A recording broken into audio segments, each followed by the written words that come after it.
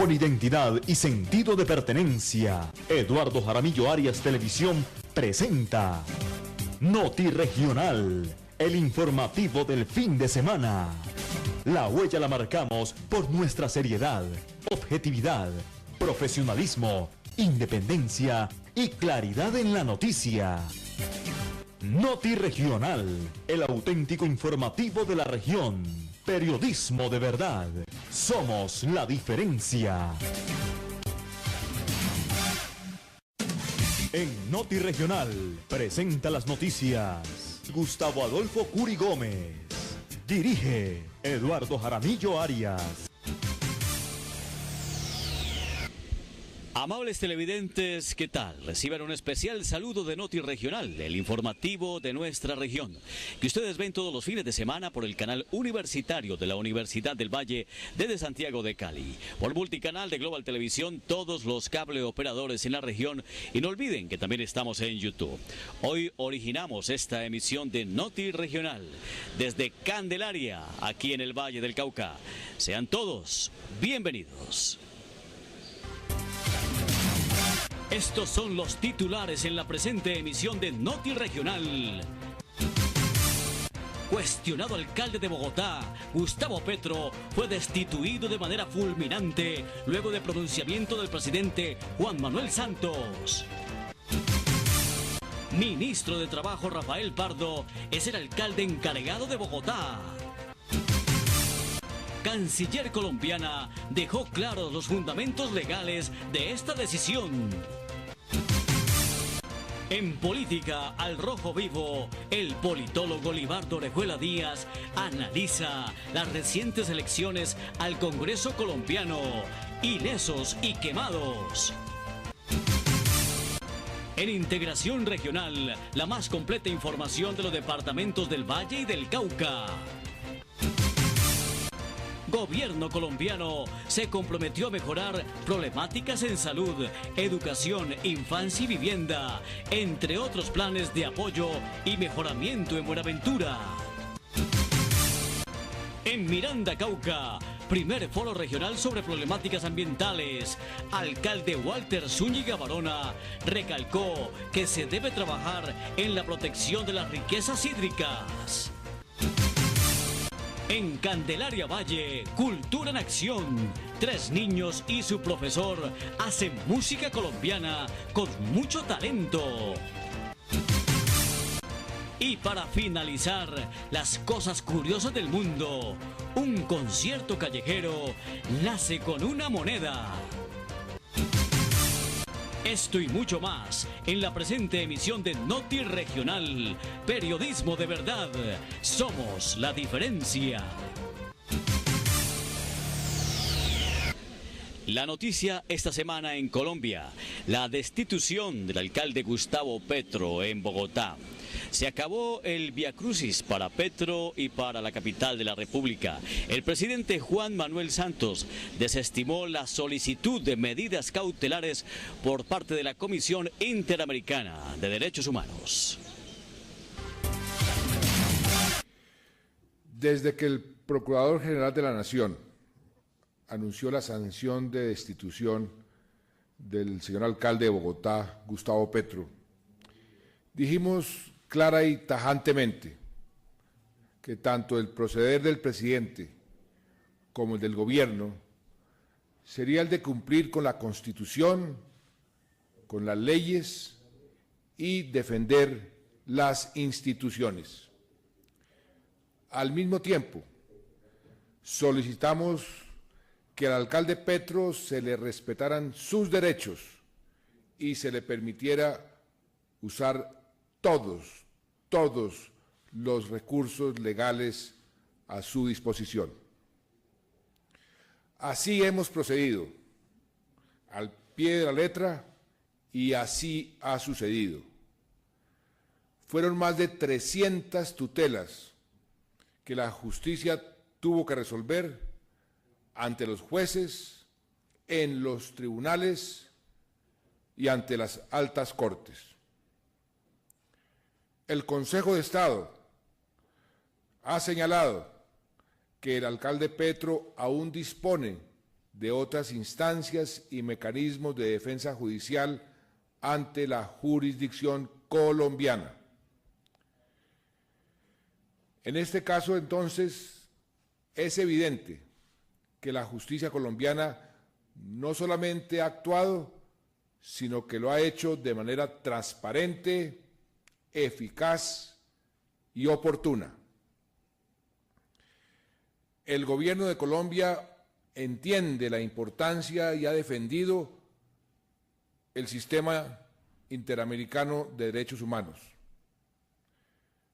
Considera, sin embargo, que el papel de dicho sistema es complementario y alternativo, por lo cual solo debe operar en el evento de que no funcione o se dé una falla en el sistema interno.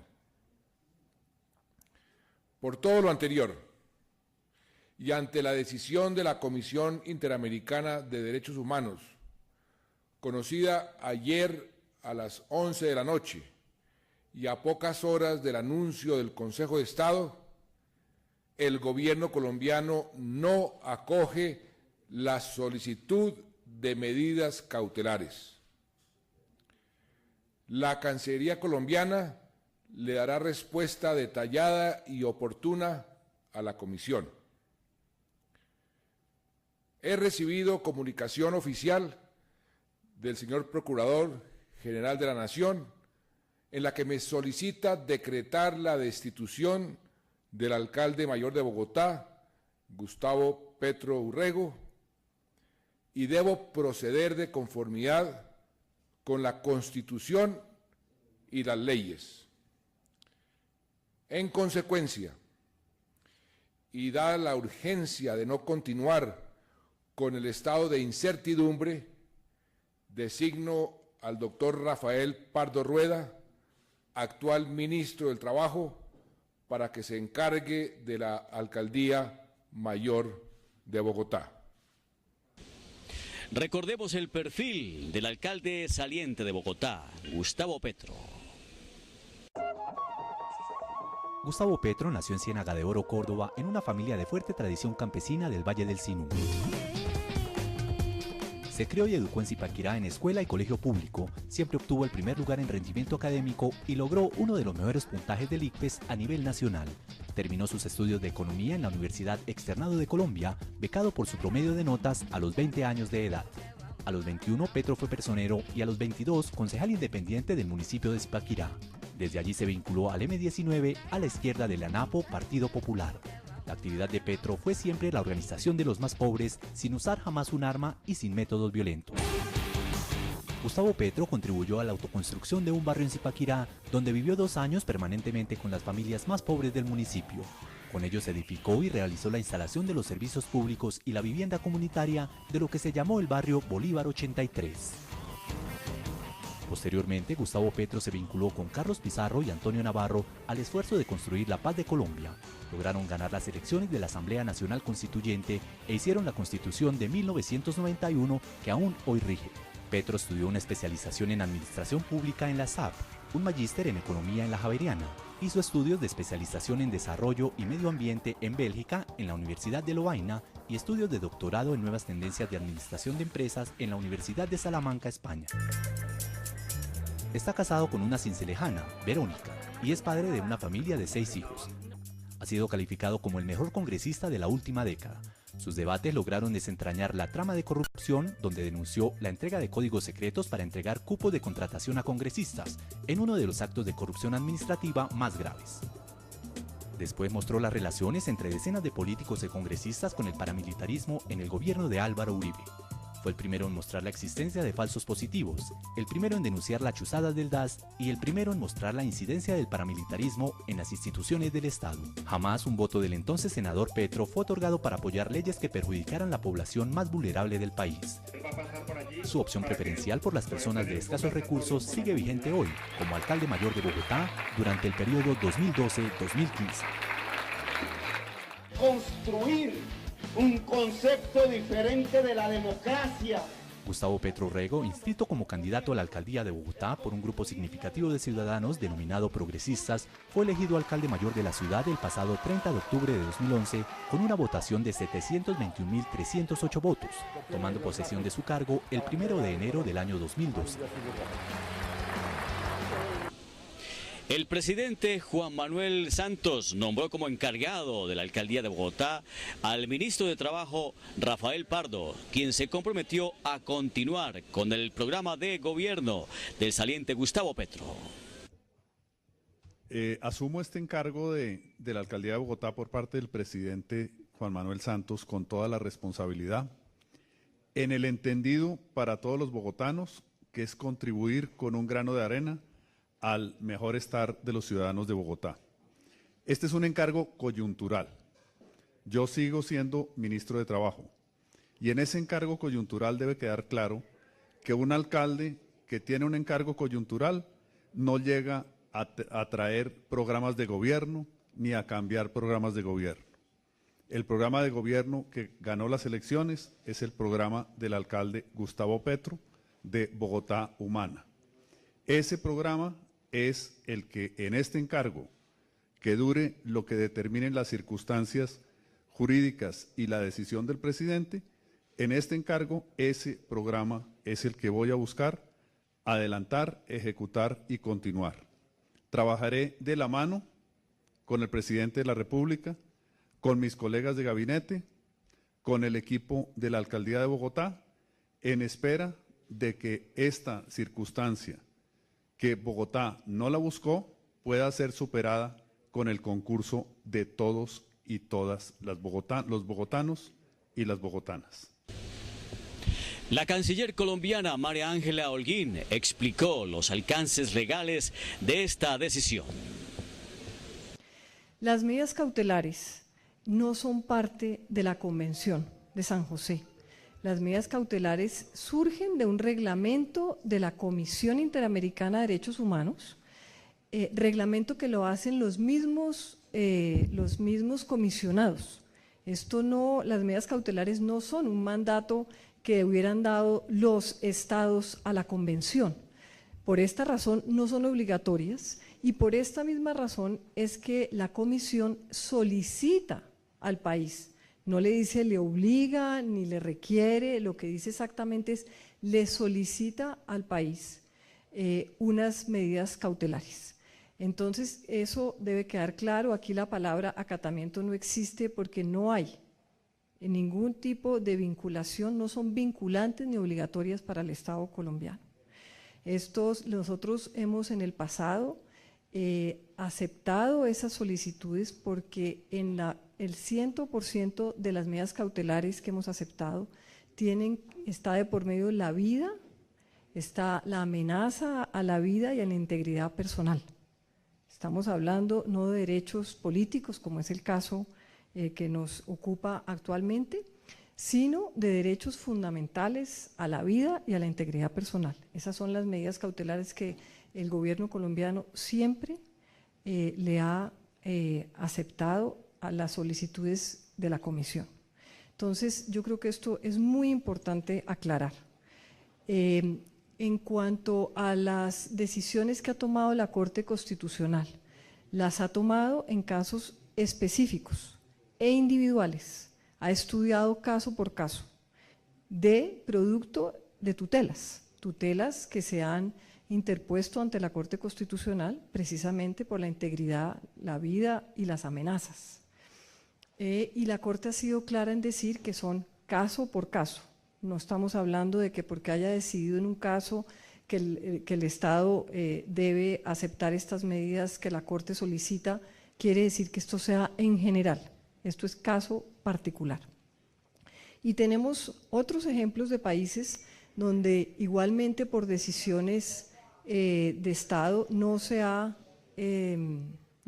aceptado estas solicitudes, como es el caso de Brasil recientemente, y es el caso de México en el año 2005, Estados Unidos en varios casos, Jamaica, Belice, Así que no estamos frente a algo anormal. Es una solicitud que hace la comisión y una solicitud que en este caso, por primera vez, por lo que no se trata de derechos fundamentales. ¿Y por qué se toma la decisión?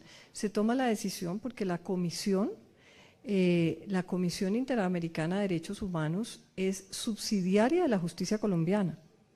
Aquí no estamos, la injerencia de un órgano internacional cuando la justicia colombiana está operando, pues no lo podemos permitir. Y en este caso del alcalde Petro, nosotros en múltiples respuestas a la comisión en el pasado mes y medio, 5 respuestas le hemos dado de cómo ha venido operando la justicia en 300 tutelas que se interpusieron en el caso del alcalde y donde hemos visto que la justicia ha sido eficiente y ha respondido diligentemente. Luego, no podemos permitir que un tribunal internacional que es subsidiario y es complementario al procedimiento jurídico interno, pues venga a tomar decisiones o a solicitar que tomemos decisiones cuando la justicia colombiana está funcionando y ha funcionado. Este cambio en la ciudad de Bogotá, en el primer cargo administrativo del municipio, origina diversas inquietudes y análisis. Entre ellas, los expertos han manifestado que es momento de que Bogotá tome un rumbo más seguro, más tranquilo, más administrado. En política al rojo vivo, el politólogo Libardo Orejuela Díaz hoy nos hace análisis de las recientes elecciones en Colombia para el Congreso de la República. Ilesos y quemados. Doctor Libardo. Pasamos de las encuestas a las realidades. Pasamos de las promesas a los hechos. Ya no hay ayes, ya no hay esperanzas, ya no hay ofertas, hay puras realidades. Y sobre esas realidades tenemos que hablar e invitar a una lectura desapasionada, tranquila, adecuada, pero cierta y precisa de esas realidades acerca del resultado electoral del domingo pasado. Vamos a tocar varios escenarios. Primer escenario, el Partido Conservador. En la Convención Nacional Conservadora se enfrentaron 2 alas y 2 concepciones. Una que planteó proseguir en el gobierno del presidente Santos y por lo tanto montarse en el potro de la reelección presidencial.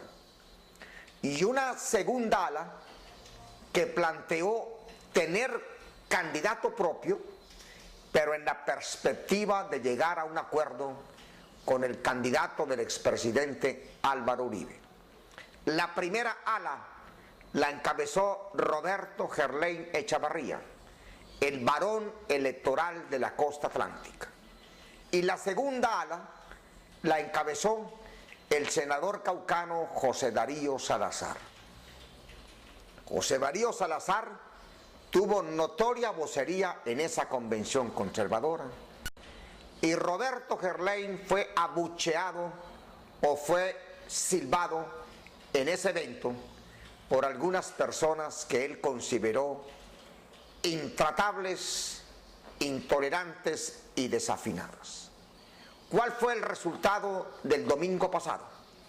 Que Roberto Gerlain Echavarría sacó la primera votación del Partido Conservador y que José Darío Salazar pasó al pabellón de los quemados. Consecuencia de una primera lectura, el santismo ganó internamente allí, en esa especie de forcejeo íntimo en las filas de la Casa Conservadora.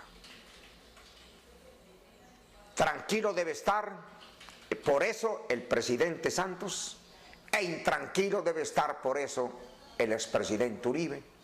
Así esconda sus preocupaciones con las famosas goticas que al estilo del yoga le sugirieron algunos de los hombres que en esos términos lo orientan. Segundo escenario, el escenario del polo democrático alternativo.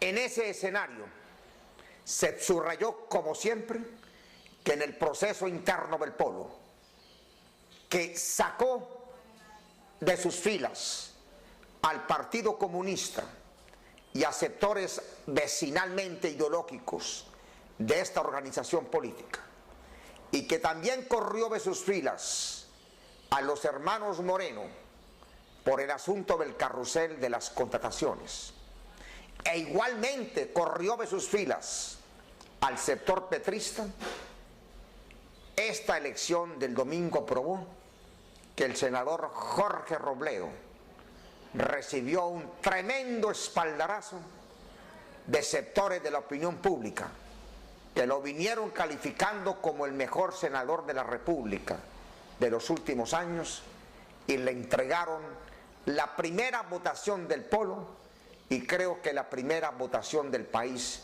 con cerca de 200.000 sufragios. Se apoderó pues Jorge Robledo en definitiva y terminó siendo el gran dirigente, el hombre del peso político específico en el polo democrático alternativo. Y regionalmente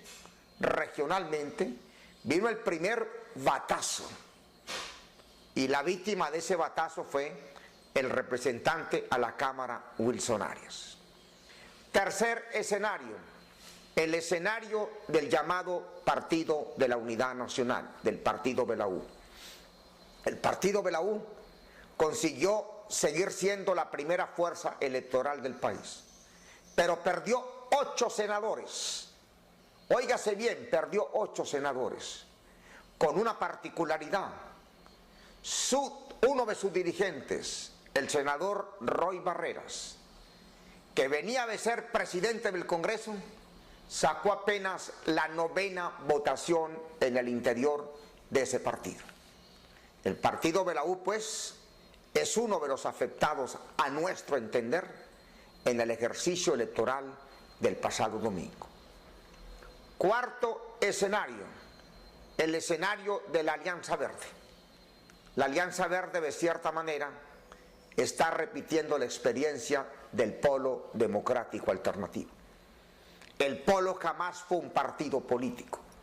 En su interior existía el Partido Comunista, ese sí partido político. Existía el MOIR, también con ribetes cercanos a un partido político. Existía ANAPO, existían expresiones sindicales o gremiales, algunas de ellas asociadas al magisterio. Existían sectores liberales independientes, de cierta forma simbolizados por un libre pensador, el gran jurista Carlos Gaviria Díaz. Jamás fue un partido político, fue una especie de federación de movimientos que acertó orgánicamente sobre puntos focales muy concretos. Alianza Verde no aprendió de esa experiencia y la está repitiendo mecánicamente. En su interior están sectores como el Partido Comunista, cuyo candidato era el director de Voz, Carlos Lozano Guillén. Adentro de Alianza Verde habían sectores incluso que provenían de varias ramificaciones políticas, algunas orgánicamente estructuradas como el progresismo o el petrismo capitalino, expresadas en Antonio Navarro Ubol. Habían sectores absolutamente de la opinión pública, como en el caso de Claudia López, y habían sectores que venían de una especie de ala de centro derecha, expresado en el doctor Peñalosa, cercano, ustedes recuerdan, en el último ajetreo político y electoral al expresidente Uribe, lo que valió la ruptura de Antanas Mockus con este sector del llamado antiguamente Partido Verde. Pero también venían sectores del antiguo Partido Verde. Ellos generaron una gran expectativa. A pesar de la gran expectativa, pusieron 5 senadores, los mismos senadores que puso el polo democrático alternativo. Cifra que realmente no es representativa, no fue la cresta de la ola que algunos esperábamos. Y adentro de ese fenómeno habría que valorar el fenómeno de Petro. Petro recibió 2 golpes en la pasada coyuntura electoral. En primer lugar, no reforzó con los votos esperados la propuesta de la llamada Alianza Verde. Salvo el guarismo de Antonio Navarro Boll, que curiosamente también tiene voto de opinión, pero que curiosamente, encabezando la lista de su organización política, no obtuvo la primera votación, lo desbordó Claudia López. En cambio, quien saca la primera votación conservadora, Roberto Gerlain Echavarría, saca la mayor votación conservadora, y quien encabeza la lista liberal para el Senado, Horacio Serpa Uribe, saca la más alta votación liberal. Otro escenario, el Partido Liberal. El Partido Liberal es para nosotros, en nuestra lectura, el gran ganancioso de la coyuntura electoral pasada. En primer lugar, porque es la única organización de las grandes que no pierde el número de curules en el Senado. Mantiene el número de curules senatoriales, 17. Pero avanza impetuosamente en la Cámara de Representantes. Y peleaba, sumando Cámara y Senado, en un cabeza a cabeza, la primera cifra, el primer guarismo o el primer lugar con el partido de la U. Con una gran diferencia. El partido de la U ha sido en la nomenclatura el partido del presidente Uribe en el ayer y el partido del presidente Santos en el hoy. Es decir, ha tenido todo el nicho burocrático posible. Pero el Partido Liberal tuvo en los 8 años de Uribe el exilio burocrático y no tiene la importancia burocrática, por supuesto, del partido que inicialmente propuso la candidatura del actual presidente Santos. El Partido Liberal, aún en esas condiciones, se reconfiguró políticamente y avanzó electoralmente. Y hay otro escenario, el escenario del MIRA. El MIRA no entró al Senado, pero conservó 3 curules en la Cámara, a pesar de la avalancha mediática contra él.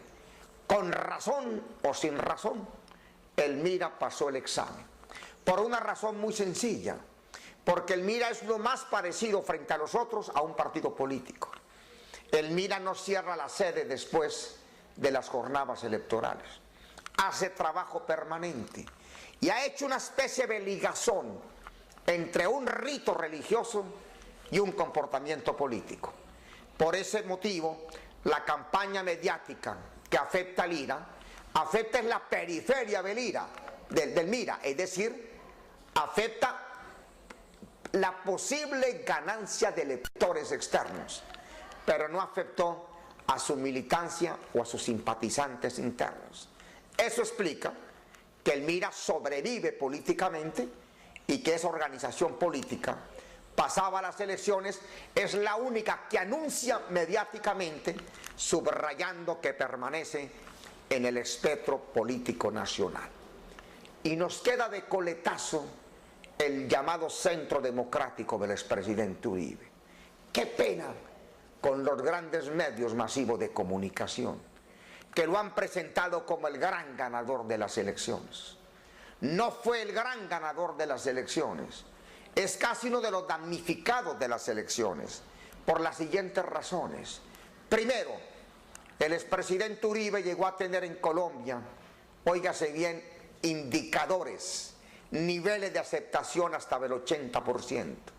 Sacó en las elecciones el respaldo del 14% de los ciudadanos, porque la lista del Centro Democrático no era una lista abierta con voto preferente, era una lista cerrada.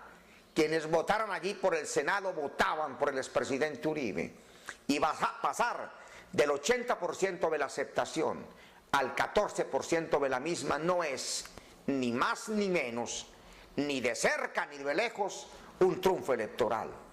Pero en segundo lugar, 24 horas antes de las elecciones, el jefe de campaña de esa organización política, Fabio Valencia Coso, aseguró sacar entre 25 y 30 senadores.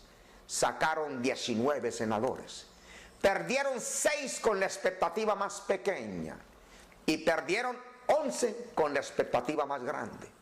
Eso tampoco es poder colocarse en la fila de los vencedores, sino en la fila de los afectados. Pero finalmente, si ustedes observan el Senado, que tiene 102 miembros, y descartan los 2 indígenas, que no van a negociar con Uribe, y descarta los 5 verdes, y descarta los 5 del Polo, que tampoco van a negociar con Uribe, y queda eso reducido a 90 senadores, y suma por un lado las curules del partido de la U, de Cambio Radical y del Partido Liberal, llega a la cifra de 47, la mitad más 2. Es decir, el presidente Uribe por primera vez entra a un escenario del debate político en franca minoría. No la mayoría a la que él estuvo acostumbrado durante los 8 años y que además se acostumbró el país, ahí sí, a partir de lo que llaman ahora la mermelada. Es decir, la mermelada no comenzó con Santos, sino comenzó con el gobierno anterior. Y si en Santos la mermelada se puede medir en litros, en el gobierno anterior se mide en galones. Aún así, el presidente Uribe no sacó el resultado que todos esperaban. Y de su lista congresional, salvo 2 o 3 que van a dar de qué hablar en los debates, Paloma Valencia, la nieta del expresidente Guillermo León Valencia, Alfredo Rangel, el analista en seguridad nacional y politólogo, y José Obdulio Gaviria, criticado y crítico, pero reconociendo que es un hombre de la polémica y del debate. Salvo ellos y el expresidente Uribe, nos parece que los otros 15 senadores a lo mejor van a ser mutis por el foro. Pero además, esa es una organización política absolutamente verticalizada. Ahí sí que se emplea la famosa frase de Laureano Gómez, que hablaba de la disciplina para perros. En ese espectro nacional, lo que viene es muy interesante. Lo que viene es el concurso electoral por la presidencia de la República. Pero para poder enfrentar y visualizar ese concurso nacional presidencial, toca seguir reflexionando sobre estos resultados electorales en que hubo gananciosos, gente bien maquillada, hubo lastimados, hubo heridos, hubo moribundos y hubo, por supuesto, muertos electorales. Con ustedes, Libardo Orejuela Díaz. Alcaldía de Palmira. Les habla la secretaria de Hacienda del municipio de Palmira, invitándolos a todos los ciudadanos palmiranos para que paguen oportunamente sus impuestos tanto de predial como en industria y comercio. Recuerde que si está al día y paga la totalidad del año 2014, al 31 de marzo se gana un descuento del 10%. Si no alcanza a esta fecha, se ganará un 5% al 1 de julio. Pero tenga en cuenta que con el pago oportuno de sus impuestos, Palmira avanza y asimismo obtendrá las obras que usted tanto ha deseado. Alcaldía de Palmira. Notirregional, el informativo de nuestra región. Dirige Eduardo Jaramillo Arias. Nosotros no comemos cuento.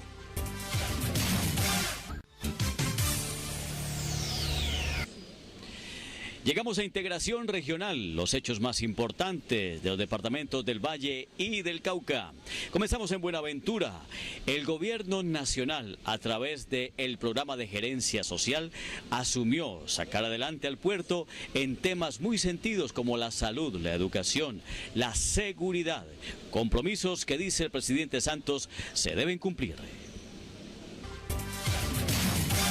Con la respuesta a solicitudes en materia de salud, educación, infancia, víctimas y transporte, se cumplió la reunión de compromisos entre dirigentes, comunidad del municipio y gobierno nacional en el marco de la Gerencia Social para Buenaventura, cuya creación fue ordenada por el presidente Juan Manuel Santos. En materia de salud, el Ministerio del Ramo dotará al municipio de 6 ambulancias y se estableció el mes de julio como fecha para la puesta en funcionamiento de la red de cuidados intensivos y neonatos, mientras que en materia social, el DPS, a través de su área de infraestructura, iniciará el mejoramiento para 1.081 viviendas a partir del 14 de abril, entre otras obras, con inversión cercana a 20.000 millones de pesos. Se cumplió en Miranda, al norte del departamento del Cauca, el primer foro regional sobre temas medioambientales. Allí el alcalde Walter Zúñiga Barona manifestó que se deben defender los recursos hídricos que tiene su localidad. El alcalde de Miranda, Cauca, Walter Zúñiga Barona, manifestó en el marco del primer foro regional sobre problemáticas ambientales realizado en su localidad que durante muchos años se ha estigmatizado las zonas montañosas con el conflicto armado. Sin embargo, sabemos que lo que se tiene en dichas montañas es un gran potencial hídrico, destacando que hoy en día, cada fin de semana llegan por lo menos 2.000 turistas de todos los rincones del sur del valle y norte del Cauca a disfrutar de los balnearios naturales. Por ello, reiteró que se debe seguir luchando por preservar esta riqueza hídrica.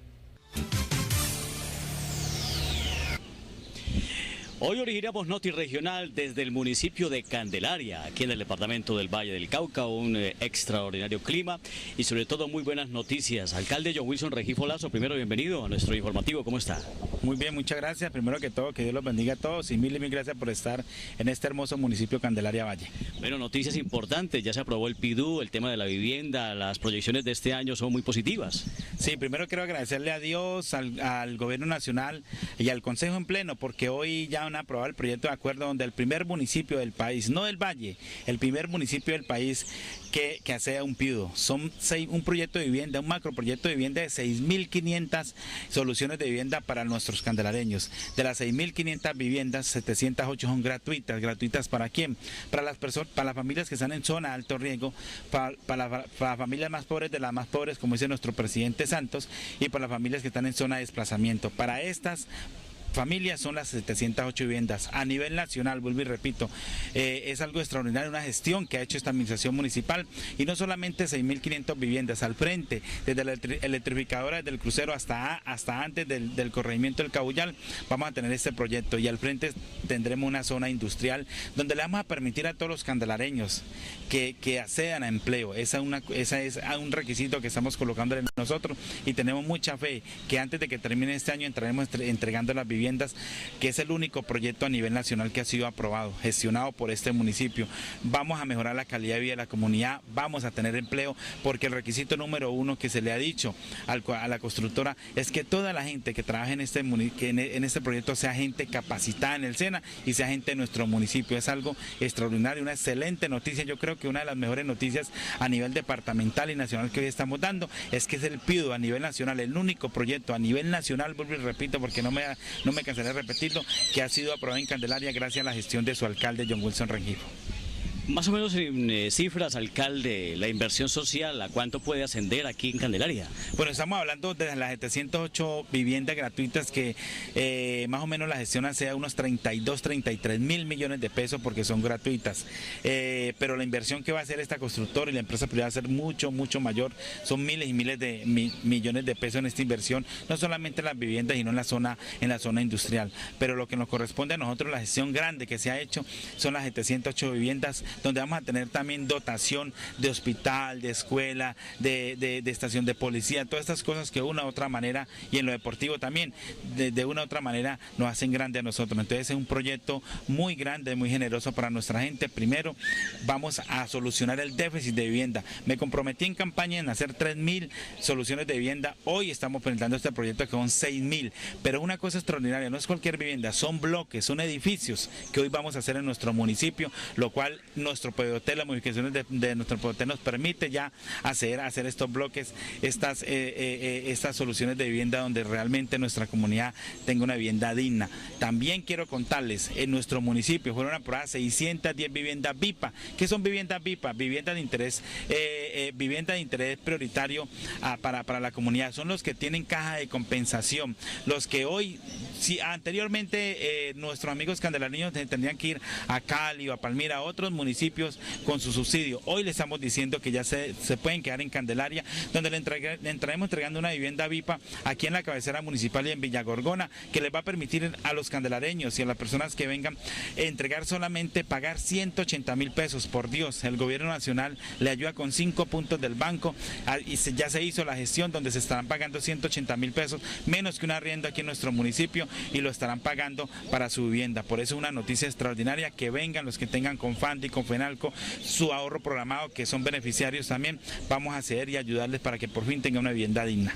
Pues Candelaria se convierte en un importante polo de desarrollo para nuestra región. Felicitaciones, alcalde. Si quiere agregarnos algo de todo el proyecto y el trabajo para este año, y desde luego reiterar que estas son las noticias que queremos dar aquí en Noti Regional. Buenas noticias de nuestros municipios. Bueno, contarles también al Valle, Cauca y Nariño, digámoslo así, que hoy con la frente en alto y con mucho orgullo, pero con humildad también lo digo, que hasta el momento soy el alcalde que más recursos haya bajado en la historia política de Candelaria a nivel departamental y nacional. Ya me ha dicho el señor gobernador, lo cual estamos muy agradecidos también, que la nación consignó 29.600 millones de pesos para hacer el puente en 4 carriles. Ya está consignada la plata. El G11, los 2 proyectos grandes, el G11, proyecto regional, ya también nos aprobaron la doble calzada Cali-Candelaria sin peaje. En una primera etapa hasta Cabaza, en 4 carriles. También hay que agradecer una gestión que hemos hecho. Y también el contrato plan, haremos todo lo que es el dique del río Cauca, pero no solamente en Candelaria, comenzaremos en el departamento del Cauca y terminaremos casi todo el Valle del Cauca con un dique que ha hecho esta alcaldía, esta administración, esta gestión. También contarles que gracias a la gestión de esta administración hemos entregado una biblioteca pública en el corregimiento del Carmelo, donde le va a permitir a los jóvenes, a los niños y a las niñas tener un sitio de esparcimiento, un sitio donde vayan a estar a hacer la lectura, todas estas cosas que de una otra manera vamos a mantener a nosotros, nuestros niños y nuestras niñas ocupadas. El plan maestro alcantarillado en la cabecera municipal con Petare incluida, 11.600 millones de pesos hemos gestionado para que estos barrios, estas familias que anteriormente se inundaban, hoy no se inunden. Estamos trabajando por nuestro municipio, estamos haciendo un macro colegio, digámoslo así, en Juanchito, en el lugar del poblado campestre, donde vamos a solucionar el déficit estudiantil de esta localidad.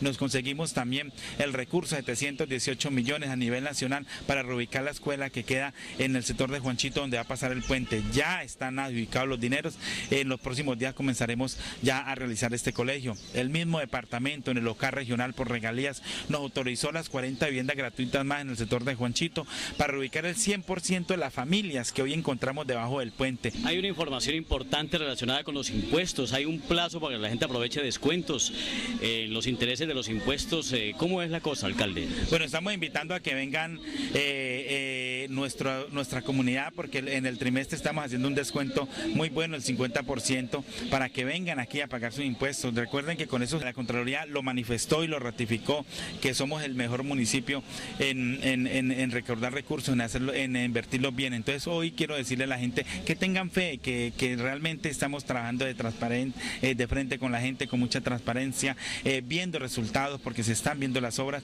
y que vengan antes del 31 de marzo a pagar sus impuestos para que tengan un buen descuento para sí mismos, con esos recursos invertir en la calidad de vida y en el mejoramiento de vida de toda una comunidad. Alcalde, muchas gracias. Bueno, a ustedes, que Dios los bendiga, y mil gracias por estar aquí en mi pueblo. Noti Regional, identidad y compromiso con nuestra región. Aquí en Candelaria hoy con las buenas noticias, el alcalde John Wilson Rengifo Lazo, y nos entrega todas estas buenas nuevas. Recuerde que ustedes nos ven todos los fines de semana por el canal universitario de la Universidad del Valle de Santiago de Cali, sábados y domingos 12:30 a 1:30 de la tarde. Por multicanal de Global Televisión también sábados y domingos 7 a 8 en la noche. Todos los cable operadores en la región, y también estamos en YouTube. Una pausa, pero ya regresamos con más información aquí en Noti Regional. Alcaldía de Palmira. Les habla la secretaria de Hacienda del municipio de Palmira. invitándolos a todos los ciudadanos palmiranos para que paguen oportunamente sus impuestos tanto de predial como en industria y comercio. Recuerde que si está al día y paga la totalidad del año 2014, al 31 de marzo se gana un descuento del 10%. Si no alcanza a esta fecha, se ganará un 5% al 1 de julio. Pero tenga en cuenta que con el pago oportuno de sus impuestos, Palmira avanza y asimismo obtendrá las obras que usted tanto ha deseado. Alcaldía de Palmira. Noti Regional, el auténtico informativo de la región. Periodismo de verdad. Somos la diferencia.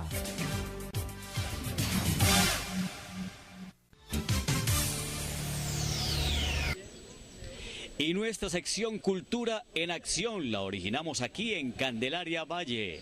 El profesor de música Publio Guerrero ha venido haciendo un trabajo con 3 jovencitos, 3 niños entre 9 y 12 años. Con el requinto y la guitarra le hacen homenaje a la música colombiana, talento candelareño. Es el mismo profesor Publio que nos da la referencia de estos jovencitos que le hacen un homenaje muy sentido a nuestra música patria. Esto es Cultura en Acción.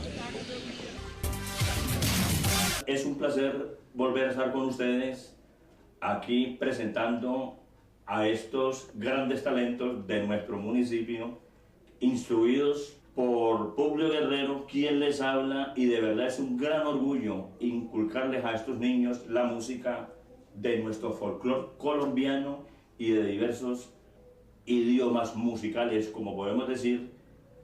De verdad es muy admirable, ya que son tan de pequeña edad. Tenemos a Natalia López, de 12 años, en el requinto, a Miguel Ángel García en la guitarra acompañante. También tenemos a un niño con tan solo 9 años, Juan Miguel Velasco, también en el requinto.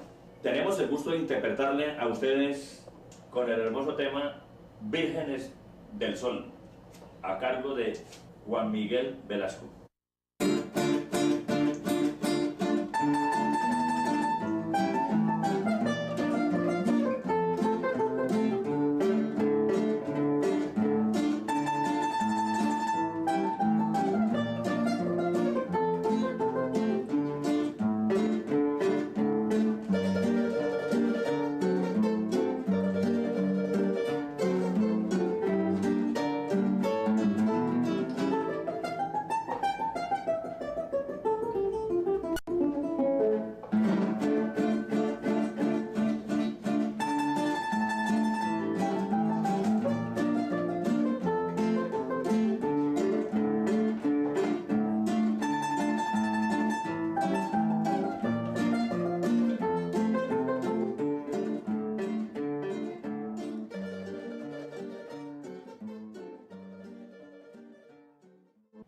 Presentamos el hermoso pasodoble Esmeralda, en manos de Natalia López.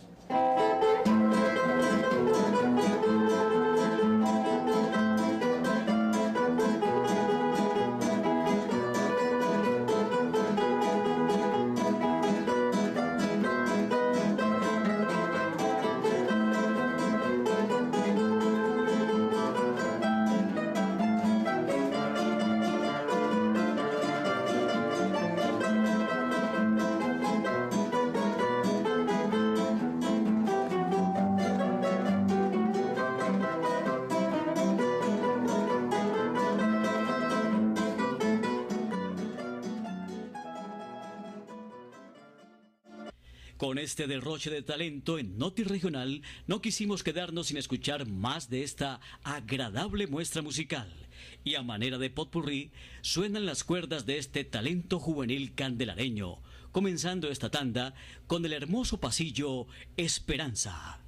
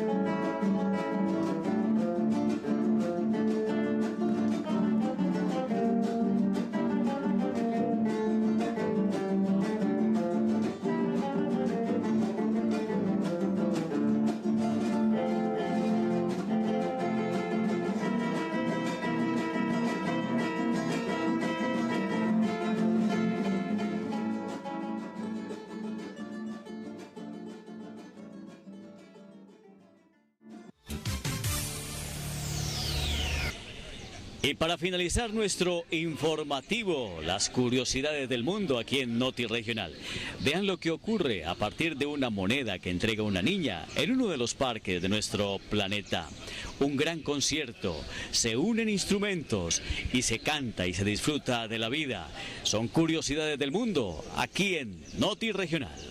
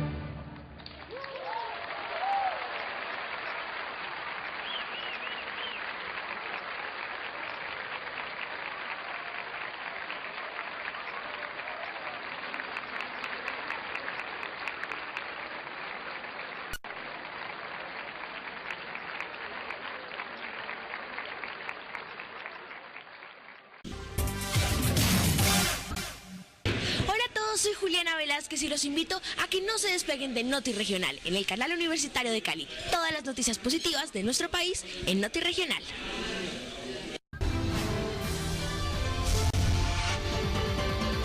Noti Regional. Véanos, sábados y domingos de 12:30 a 1:30 de la tarde por el canal universitario de la Universidad del Valle, por multicanal de Global TV, canal 8 de Cali de 7 a 8 de la noche y todos los cableoperadores de nuestra región.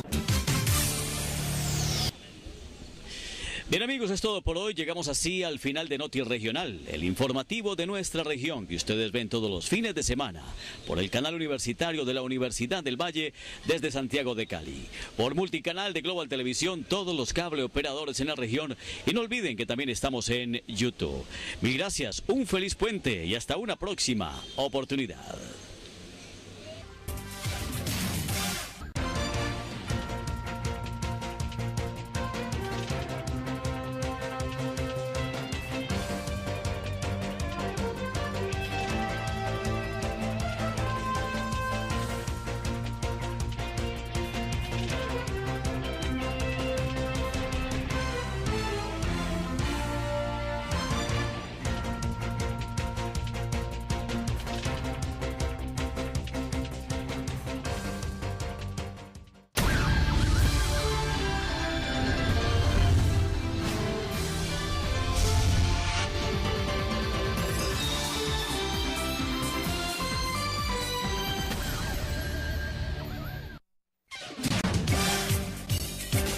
Con identidad y sentido de pertenencia, Eduardo Jaramillo Arias Televisión presentó Noti Regional, el informativo del fin de semana.